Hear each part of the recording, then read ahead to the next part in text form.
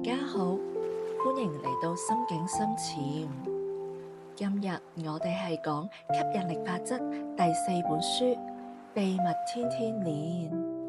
呢一本書同前期3本書最大嘅不同之處，就係在於佢係由365日每日短教導嘅組合，每一天都有一則獨立嘅智慧同埋練習嘅建議，幫助我哋將吸引力法則變成日常生活嘅一部分。作者設計呢一本書嘅目的好清楚，法則唔係讀一次就足夠，而係需要每日練習、每日應用，才可以真正產生持久嘅改變。呢一本書就好似一本365日隨身嘅指引，令我哋日復一日地調整思想同埋感覺。全書365則教導雖然每天內容不同，但貫穿咗一個重要嘅觀念：每一天都係新嘅一頁。你有權選擇用乜嘢嘅思想同埋感覺去書寫佢。書中反覆提醒我哋，唔好等情況變好才開始感恩，而係要先感恩，狀況才會跟住變好。思想同埋感覺就好似種子一樣，每日種啲乜嘢，未來就會長出啲乜嘢。而呢一本書最寶貴嘅地方，在於佢將抽象嘅法則變成非常具體，可以每日執行嘅練習。佢唔係要我哋一次做到完美，而係鼓勵我哋每日進步一點點，長期累積就會看到明顯嘅改變。等我嚟睇下書裏邊唔同嘅階段嘅教導嘅重點。喺開頭嘅日子，大約前60至90天，呢個階段主要教我哋從基本嘅小事開始感恩。作者每日寫下說出最少10樣已經擁有嘅事情，例如陽光、空氣、乾淨嘅水、舒適嘅睡眠、一餐飯、屋企等等。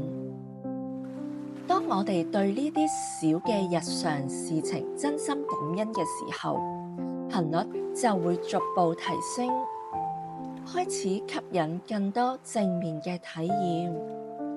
重點係要真正感受呢一份溫暖，而唔係機械式咁樣說出嚟。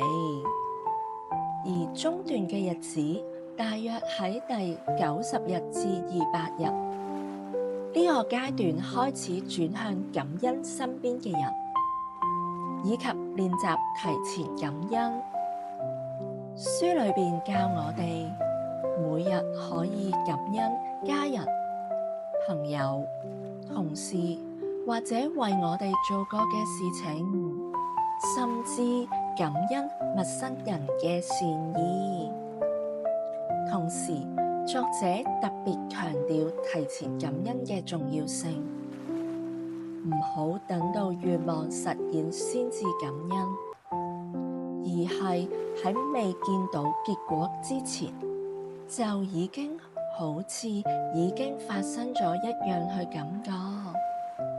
例如每日講：我好感恩我擁有豐盛嘅收入，我好感恩我擁有和諧溫暖嘅關係。呢一種提前感受嘅方式，能夠更有效咁樣去調整當下嘅頻率。喺後段嘅日子，第200日之後，呢一個階段嘅教導更加深入，包括感恩健康、感恩金錢、感恩工作，以及如何面對挑戰。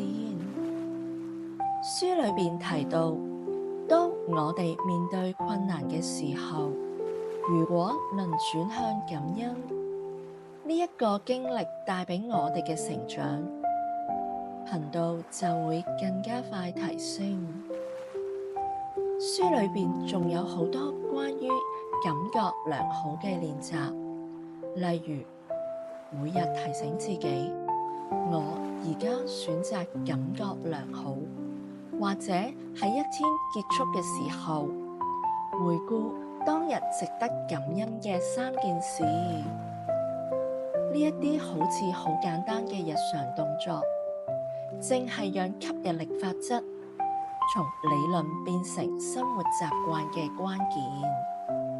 書裏邊強調，即使每一日只做一點點，只要堅持去做，365日之後，我哋嘅思想模式、感覺狀態同埋生活現實都會發生明顯嘅轉變。呢啲就係吸引力法則嘅關鍵。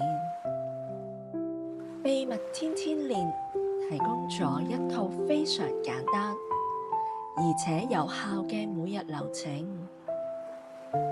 每日固定嘅時間，閱讀每日嘅教導，將最感觸你嘅句子記下來，或者大聲讀出嚟。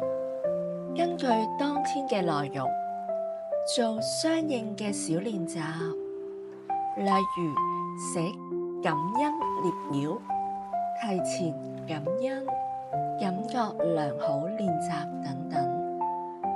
晚上睡前簡單回顧一天，感恩當天發生嘅事情。作者喺書裏邊反覆提醒，不需追求完美，每天進步一點點就足夠啦。長期堅持落去，你會發現自己自然活在更高嘅頻率之中。秘密天天練呢本書話俾我哋聽，吸引力法則嘅真正力量係來自喺每一天持續嘅小選擇同埋小練習。